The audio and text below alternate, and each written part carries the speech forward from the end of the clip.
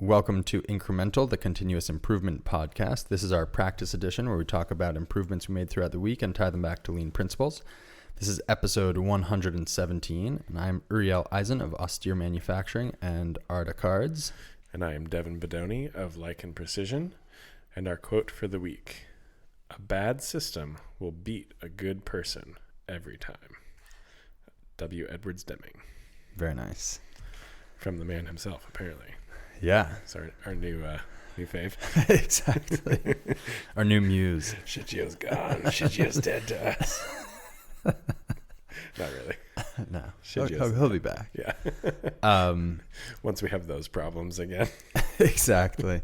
Yeah, great quote. I think that's totally true. I feel like it's adjacent to, be hard on systems or hard on process, soft on people. Yeah. Just takes it to another level, and he's right. Mm-hmm. Yeah, like, obviously, sometimes people make egregious mistakes, but for the most part, like, the buck always comes back to the system. Yeah, and like in contracts, there's a concept of, negligence and then gross negligence and then willful misconduct. Yeah. And those are each sort of levels of either like you didn't pay enough attention all the way to like you paid a lot of attention to make sure it went wrong. Yeah. But like a good process should keep you from making mistakes. Yeah. It's like mistake proofing, built-in quality, which we talked about last episode. Mm-hmm. But yeah, I don't know. That's it. Make good processes. Don't blame people. Yeah. Blame yourself. Improve the process. What is it when you point a finger at somebody else? There's 3 fingers pointing back at you. Oh, I haven't heard that. Interesting. Good to know. Yeah. Improvements? We did some stuff. Yeah.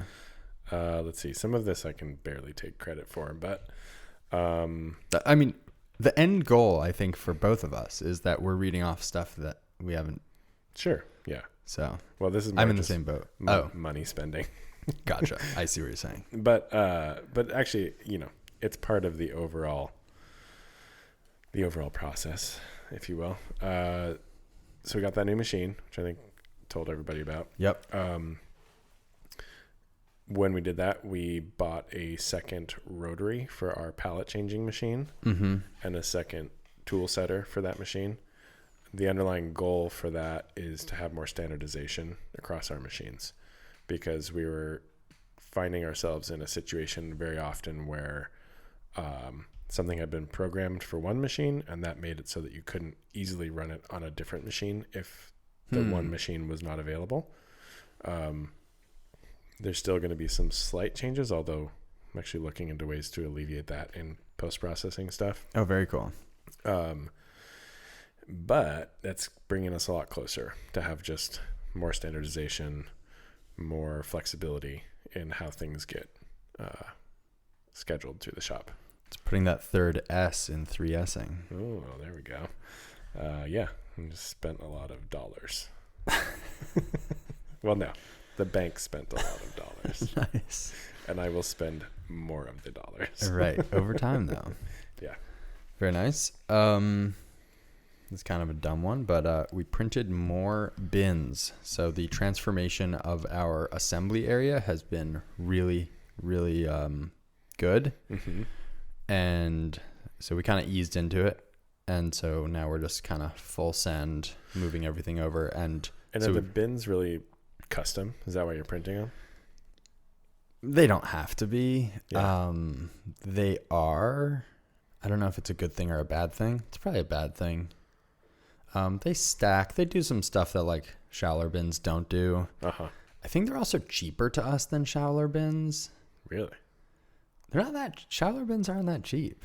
They're like a couple bucks. Right. I guess so. So like this is like pennies in material, and I guess I don't know what the machine time is worth. Uh-huh. It's kind of just sitting there. I mean, obviously it degrades it every time you run it, but does it? No, I'm sure it does. But it's interesting to think about machine time, like the cost of an asset's availability. Like, we love to think about it as this hard number, but it's so variable. It's basically, I think, falls into the category of cost accounting, which we all know on this episode is kind of trash. You mean on this show?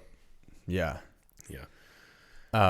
What did I say? Episode. Oh, I mean, we do know it on this episode. we yeah, and more globally. But right. So like, I think that's kind of the temptation, is to kind of go like, what does this machine cost us per minute, so that you can allocate the time to a customer paying job. But then that fails to account for like downtime, and it fails to account for a lot of stuff. Yeah. Because it is really just like, if the machine is available, it's basically free to run, more or less, on some project. If it's not available and there's other paying, it's not free to run, but it's very close to free. Yeah. Yeah. But if there's other work that pays a lot, all of a sudden it costs a lot, and the opportunity cost is very high.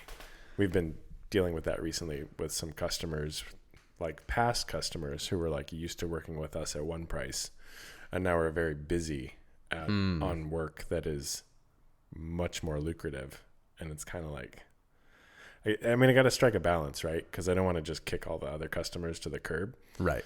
But it is hard to be like, well, I'm going to take this job, even though it is going to make the shop busier and will not pay as much as another job that it might crowd out. We have that with wholesale. Yeah. Right. Like wholesale accounts, same product, same process for us to make it, virtually the same overhead, just in general. Like theoretically there's efficiencies, but they're not significant.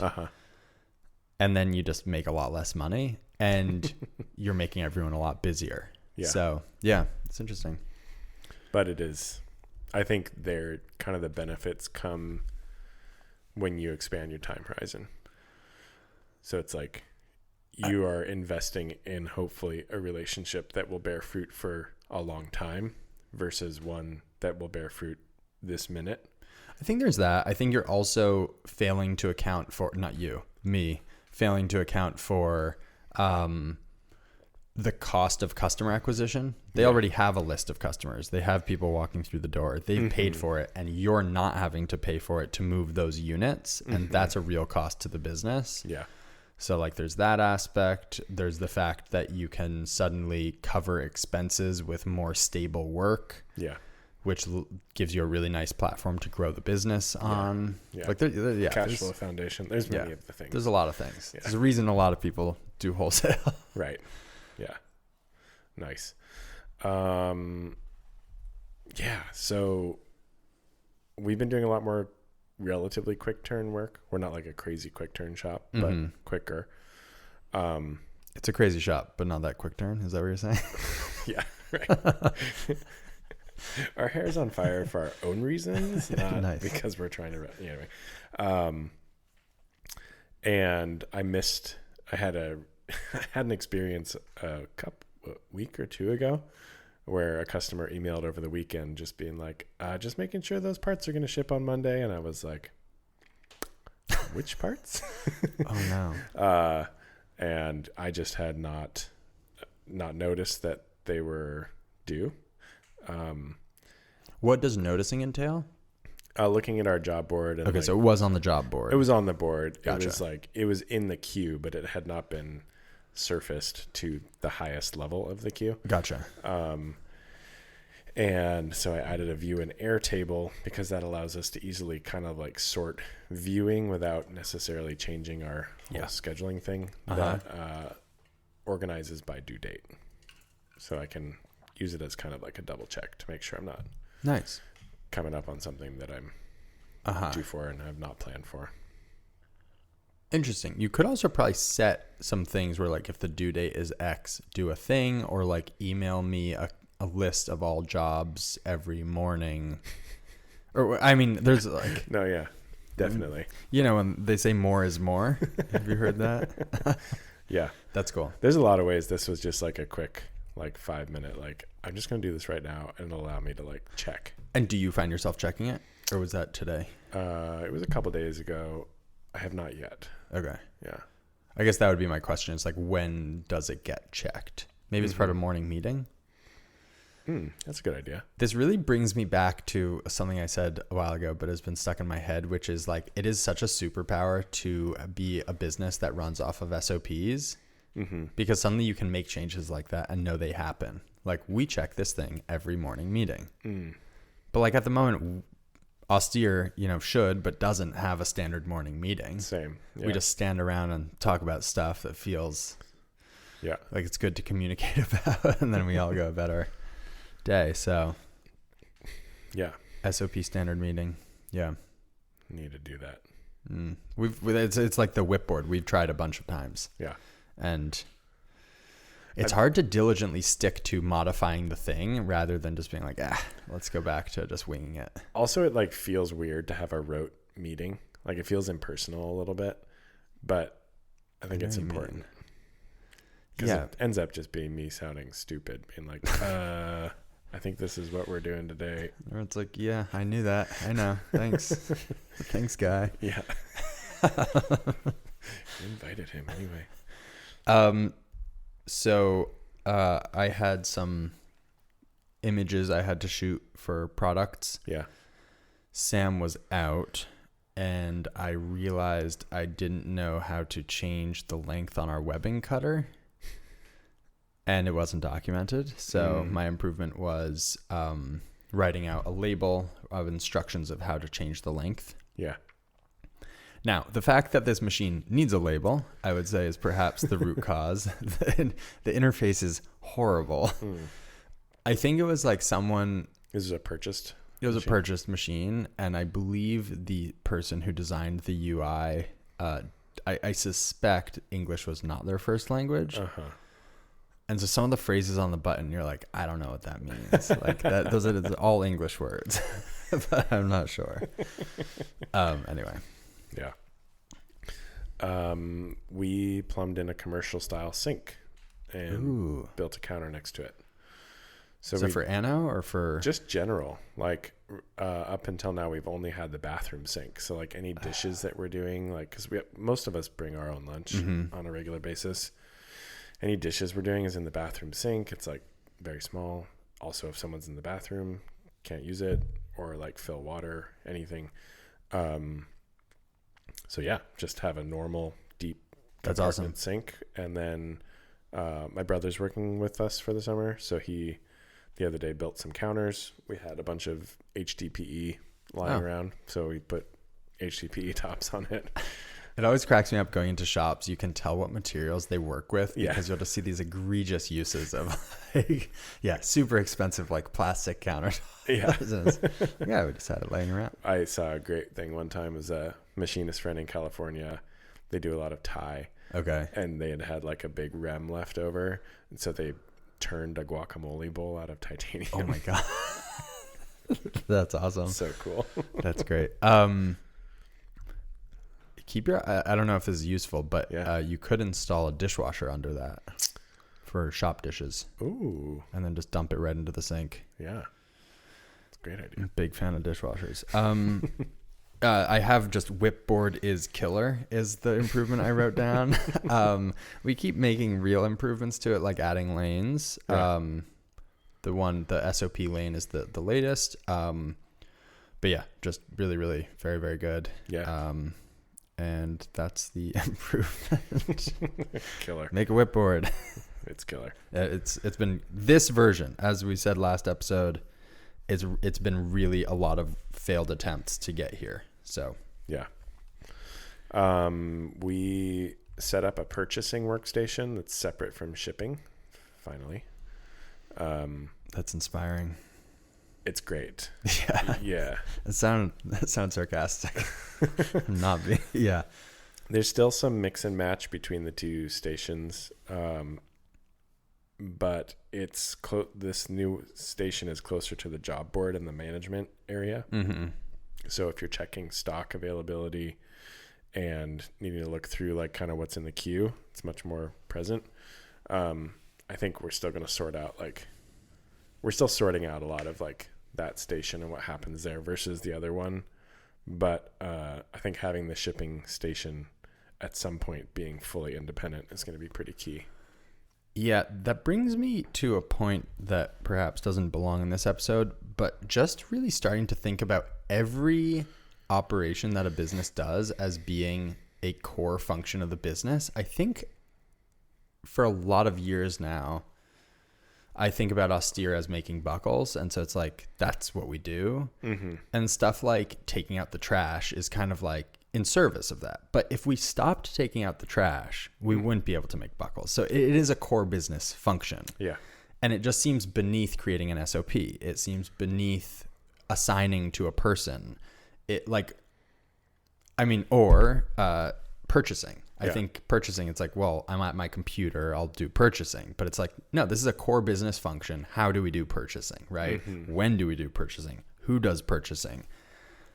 Like, it's very interesting, but there's just so many things. Okay, I just found another improvement was adding bolts to Arda. The bolts that hold our soft jaws to the vices. We bought to the vice. We bought a box of, I don't know, a few hundred a while ago. Once upon a time. And they've been there. And then I looked in the box and I was like, oh, I can see the bottom. Like, if we didn't have those in the building, that would really mess us up. We wouldn't be able to. Lost or one sheared off. Oh wow. Yeah, the head just twisted right off of the shaft. Whoa. So we use a torque wrench every time, and it's not a high torque for that size fastener. So I'm not sure why, but since that happened, I've been I just went through and replaced a bunch of them. Okay.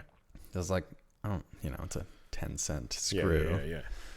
I mean, that's not a great reason, but it's not that they're getting lost. But it's just interesting because that is core to the business. That bolt is core to the business. Right. Like a 9-volt battery to replace the smoke detector. That is core to the business, and you will waste 30, 40 minutes of team time, right? Yeah. If everyone stands around looking for 9-volt batteries. Yeah. Or can't receive it's like, oh, hey, I just want to, I don't know. Like all these things that I haven't been thinking about as being core to the business, I'm just realizing they really are. They really are. Yeah. And they deserve attention. Yeah. The one I actually wrote was, this one was huge actually. I've been talking about this for a long time. We finally did it. Putting 3D printed files on Arda Cards. Oh. So now we have a lot of stuff we 3D print for production. So you're just using Coda as like a document storage basically? Yeah. So we basically set it up on the plate for 3D printing, aligned the right way, save the project, upload it into Arda, and then when you scan it, the card, that file is right there. Right now, the way we're doing it, which is not my favorite, but it's still so much faster, is we download it to the computer, open it, send it to the printer, then delete it from the computer. So this is a slicer program, not it's a already G-code. Sliced. It's not G-code. I haven't figured out how to do G-code for Bambu. Oh. That was Prusa ran off of G-code. Okay. Bambu has its own thing. I'm not sure. I just don't know. Who knows? Yeah. But that's been so big because we've been accumulating. We had a bunch of, all of those items had Kanbans around the shop, like our gripper fingers, and they were accumulating at the 3D printer because every time you walk by, it's like, I need to open up Fusion. I need to figure out where it was. I need to send STLs. I need to slice them again.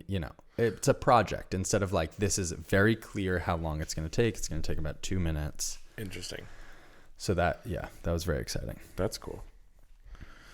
Also on the due date, I reformatted our work order slip. I increased the due date font size, so it's easier to read. Very nice. It's now the largest font on the whole thing. Oh. Because it's important from a distance. And then I reduced the QR code size because we were having scanning issues from it being too large, I think. From being too large? Yeah. Did you... I think what was happening was the scanner was picking up a lot of the stuff around it as noise and having a hard time distinguishing. Fascinating. Potentially. I hadn't thought about that as a failure mode. Yeah, I always just assumed like bigger is better. But I was having to like hold them out in space. Like, fascinating. Like I have like a bunch of, work order slips on a queue above my computer. When they were all right next to each other, it just would not scan. So I'd have to like pull it off, like put it up in the air and like scan it as a solo thing. And there was a lot of like scanner in out deal. And smaller works. We just tested it today. Great. It seemed to, the first thing I did, it just scanned. So we went pretty small on the Arda Cards, and there I used to have to scan from sort of far away, and now I have to scan from closer. So I think it might be slightly too small now, but yeah, they can get pretty small. Yeah, it's kind of impressive. I'm not sure how much of it has to do with like a blank perimeter around it. Oh, I think that might be part of it. Fascinating. More than the size, potentially. Nice. Related to my previous improvement, we had 3D printed clamps for the sewing machine pedal. Yeah. Because we extended it and made it a standing sewing machine. And one of those 3D printed clamps broke. And so then we had like E-tape holding these two rods together because whatever, Sam couldn't find the file and like that. Because you didn't have the 3D printed printer cards. Yeah. And so I printed a new one, and while I was at it, I added, the Arda card, but just... So wait, the 3D printed files, they're on the Arda card for the thing, or they're their own Arda card?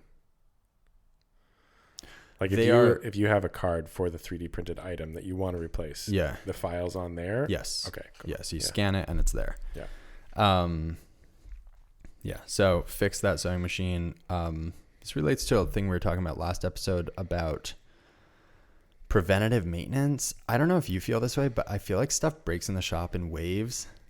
Like suddenly like everything is going slightly wrong. And then it's like, man, we didn't get like a clean day of production. So we're trying to figure out how to be a little bit more proactive with our maintenance. Yeah. The Kamishibai board is really top of mind, but it's not real yet. So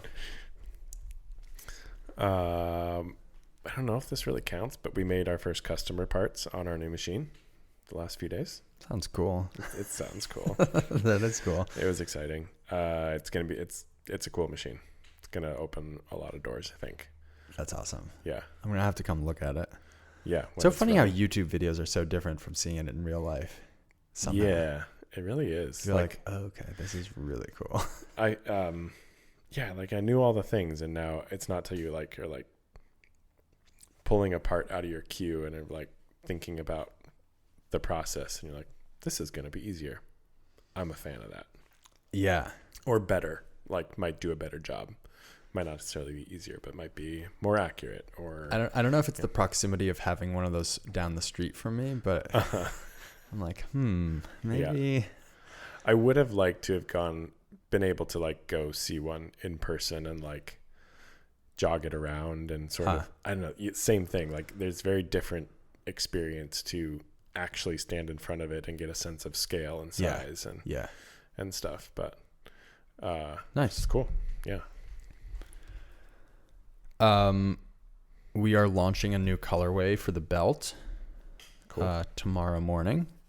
We did a new, I don't know if I'd call it a product launch, but I'll call it a product launch last week where we put rejects. We've been sort of just sitting on our blems, factory seconds. We put them up on the website. So that involved taking photos, creating a new product page. Are they like critical business categorized blems or like? They're categorized. It's a separate listing, and it's not listed on our website. You have to get a link from our email list and a code. So what we did, which is kind of interesting, I'll talk about a little experiment. We put those up on the website, and we sent out a blast, and it 10x'd the visitors to our website on that day. And we were giving away something that had nearly no cost to us at that point. Mm-hmm. That's not true. Had a cost. Had nearly no value to us. Yeah. And so that was really useful and signed a lot of people up to our mailing lists. That was a success. One of the questions was whether people would, once they're on the site, getting a free product. Were they free? It was free. Oh. Was whether they would add other items to their cart. Mm-hmm. I thought they would. They did not. That's not true. One person did. But it did drive a lot of other people who didn't get the free stuff to buy other things. So Oh, interesting. it wasn't a fail. It also wasn't, this is the, PDSA. Yeah. The total survey was that there were good parts about it. And so the reason we didn't want to sell them, I don't know. I don't love the market, I don't love the optics of selling factory seconds. Mm-hmm. I think it basically falls into like market segmentation, where it basically is saying that there's a bunch of people out there who don't actually want to pay for your product as much as you typically charge. I mean, that's true, right? Which is totally true. But I don't know. There's something about that kind of bumps me out. The funniest is we got a few messages being like, hey, I missed the free ones. Like, do you have more? I really want one. And I'm like, well, they're always available on our website for sale. Anyway, totally get it. We sell an expensive thing, sort of. It's really cheap in the grand life scale, but I think for a strap, it's expensive. I guess. Yeah, It it's occupies weird a what weird- people value because, like, Yeah, like a decent lunch these days costs costs, a strap. yeah, pretty much. Yeah. And like, I know. I do the same thing though, so I can't look down on people sure. for doing it.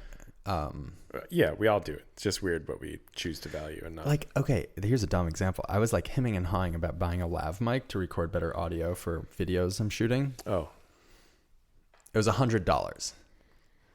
I spend that I go out for a meal with someone. yeah. It's like pretty easy to spend $100. Yeah. And then you don't think twice about it. Yeah. I mean, that's not true. You sort of think twice about it, but anyway. Yeah. We bought a passivation kit. So we'd been using just kind of like a homebrew. For stainless parts, Yeah. what's different about the kit? It came from a company. Seems legit. It says passivation kit on the outside. Yeah. It costs money. Oh, Yeah. I love that. Just trying to up our game. Came with some vessels and like, I don't know. I think it's still just citric acid. Citric acid is the standard acid that's used. So I'm pretty sure it's still just citric acid, but Okay. it wasn't bought at a hardware store. I don't know. Yeah. There must have been some thought behind it, no? Beyond that? Yeah, I mean, Or is it just like, it's very kosher? I mean, I get, I want to be following. it sounds more Instructions. legit if it's like, how did you passivate this? It's like Yeah. with our passivation kit. Yeah. Not with stuff we found in the grocery store. Yeah, and you can like sort of trust things you just read on the internet, but I don't know. I feel like this would have some more Yeah. concrete guidelines for success, failure, all that kind Nice. of stuff. Yeah. Okay, this is a really dumb one. This is one of those ones where we were kind of, the second we did it, we're kind of laughing about that it's been 3 years, two years of not doing it. So at the paint area, we have Kanban cards for what we need to paint, and we've been sort of jamming them in behind the bracket, the bracket that holds the bar where the parts hang. You sort of can tuck a card in there. Yeah. So You probably felt pretty clever all these years tucking a card. no, it's just kind of like, I don't know where to put this. I guess I'll tuck it here. Yeah. We stock, has an Arda card and everything. We stock these double-sided clips. I think you have some in your shop from our implementation. Oh, yeah, yeah. We added those there. So now there's a clip where the Kanban card lives, and you're not sort of tucking it, and then it falls on the floor. And it took all of like 10 seconds. Sam did it. Nice. I walked up there. I was like, that is straight genius. Anyway. Nice. My last one here, we purchased a calibration sphere for the new 5-axis machine. Turns out that it's kind of funny. Like 5-axis milling in many ways is very easy. Like the actual milling it makes a lot of things that are normally difficult simpler. It's just as my experience so far. Yep. However, when it's not set up correctly, troubleshooting how to set it up correctly is real complicated. Interesting. And requires some serious like spatial mental gymnastics, which I'm not interested in doing on a regular basis. So with a probe in the machine and a calibration sphere, you can run routines that get you very close. And these routines automatically update the correct parameters because the logic is built in, or they? Yeah. Ooh, clever. I wonder who wrote those. Companies wrote those. Nice. Yeah. Anyway, I did not have a calibration sphere to do that, so I've got one on the way. How much does a calibration sphere cost? Depends on who you buy it from. Okay. So like, are we talking 1,000, 500? No, like a import on eBay is a few $100. Right. One from Renishaw is probably like $1,000. Gotcha. I think I should double check. Yeah, buying those tools kind of sucks because I bought some stuff for like centering up our Lang plate. Yeah. And it's like, I'm going to pay a ton of money and use it once. And that ton of money is probably worth it because if you do it right, yeah, everything else relies on it. So we had a problem where I would double click on STLs to open them. And since we changed from Bambu to, from Prusa to Bambu, they'd always open in Bambu. And so then I'd have to close it, then right click, open with. So I finally went and figured out it wasn't hard, but I had to Google it, how to change my default STL opening software to Bambu. So that was the improvement. Huh. Cool. Just making things a little faster. Yeah. And then just rattling through them. Images on the Kanbans for what we're painting. So they didn't used to have images. You're sort of reading. It says something like, what does it say? It says like 3/4 CB, which stands for a cam buckle. It's 3/4 CB body black. And then you're like, okay, I'm painting that black. And then it's like 3/4 CB cam black. Or anyway, there are mistakes sometimes, but really it's just a lot of kind of like looking at it and like, I don't know. It's like one of those head scratchy activities and you're sort of trying to simultaneously figure out how much paint to mix. Mm-hmm. So it's like, okay, I know those take 40 grams and that takes 60 grams and so on. And so it's hard to like do the reading while holding all that stuff and like tallying that. Yeah. And talking that through out loud. That's obviously a terrible process, but it's just how it is at the moment. Yeah. And so we added images. I hired a designer. Well, I've been working with him for a while, but I just had him make all the icons in the correct color. Yeah. And so you just glance at it and instantly, apparently, I think we mentioned this, but it's like 60,000 times faster to extract information from images or something like that. Yeah. That number is highly suspect to me, but point is it's faster. So that's nice. They're not perfect at all. They're too small. Uh-huh. Because there's too much white space included in the image. Oh. And so it just makes it kind of the item, but it's so much better. And I think it's just a good reminder to not let the perfect be the enemy of the good and just kind of keep chipping away. So that was a nice one. We edited, so we've been doing some sales for Arda and I was noticing I was editing a lot of follow-up emails. Oh. And so just went ahead and made some edits to the template to improve that. Just made it faster to follow up with people. Nice. Very simple, really easy to forget to do. I don't know. And somehow it's like the frog in boiling water problem. Yeah. A lot of these things where it takes quite a bit of presence of mind to notice these repetitive tasks. Let's see. We took our we made a much more streamlined version of Arda for our $50 a month tier. Oh, cool. It's about 3 times faster, which is kind of sweet. Wow.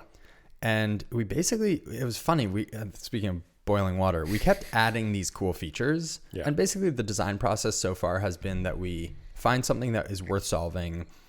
We solve it. It is complicated and not user friendly. And we use it at austere, sort of begrudgingly. And then by like V6, it starts to like fall into place where it isn't added work. It makes sense. The UI makes sense. Like it's quite a bit of work to get there. And then we're excited about the feature. And so we're like, oh, hey, check this out. It does this, this, and this. And like the fact, and then we're pitching it to companies and a lot of customers who sign up, we specifically tell them like, don't use these features. Like it will just mess you up because you're not ready for it, right? Like first get the basics in, then go back and enrich the data over time. And so we kept telling people not to use features we built in, and they're slowing down the product. Yeah. And so we just cut them. People weren't using them at that basic level. So way faster. And yeah, it's finally getting, we had a really nice refinement today where when you're doing online purchasing and you click the purchase button, it opens all the links and records that you ordered them. Mm-hmm.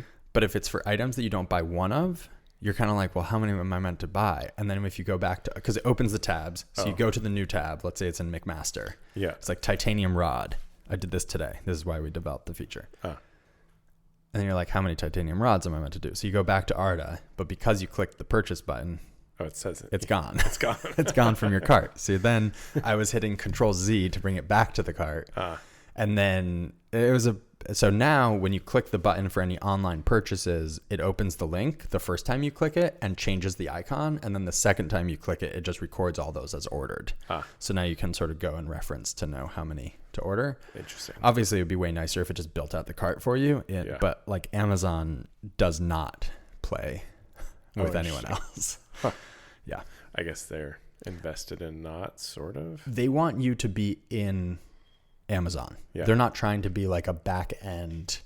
Right. Which I don't know why. I mean, I could make up some stuff, but sure. I don't know specifically. Lastly, we've been struggling for weeks and weeks. I've taught classes on how to pitch. Mm-hmm. We could not put together a pitch deck. It's typically kind of easy, but we were making, in retrospect, Kyle finally cracked it yesterday, and we now have a good pitch deck for Arda. What we were trying to do, which is sort of a classic mistake, but somehow I missed it, is we're trying to explain why Arda was useful for a very wide variety of applications. Mm-hmm. But in doing that, we were spending a lot of time. There's a lot of background information, like the fact that line side delivery at a big manufacturing facility is the same as procurement is for small manufacturers, because our warehouse, instead of being internal, is Amazon or McMaster Car. Sure. But functionally. And so you have a slide describing that, right? To understand why Arda is useful to small manufacturers, but also to big manufacturers. Right. And so we were having issues with that. What we realized is the pitch needs to be very focused on exactly who we're approaching right now and who we're seeing traction with. Mm-hmm. And then at the end, we say, also, it's useful for all these other industries, rather than like staying broad the whole time. It's like super specific. This is our go-to-market strategy. And then at the end, it's like, for these reasons, we're seeing traction with these other. Yeah. Anyway. Cool. So that was cool. And soon we'll hear your pitch. Well, we are raising a little bit of money, but this is not what am I legally required to say here? This is not an opportunity to invest. Yeah. Anyway. Noted. Yeah. Cool. Yeah, that's about it. Yeah. Thanks everyone for following along on this funny journey, and hope you're all having great success in your improvements and naval pondering, etc. Naval pondering. It's pondering at sea. Sorry. You can find the pod at Incremental CI on Instagram. You can find me at Lycan_MFG on Instagram, lycanprecision.com on the internet. Drop us a line. And we have a Patreon. Go check it out. You can find me at austere_manufacturing on Instagram and austeremfg.com on the internet, and Arda.cards on Instagram and online. Drop us a line. Sign up for Arda. And we'll talk to you next week. Adios.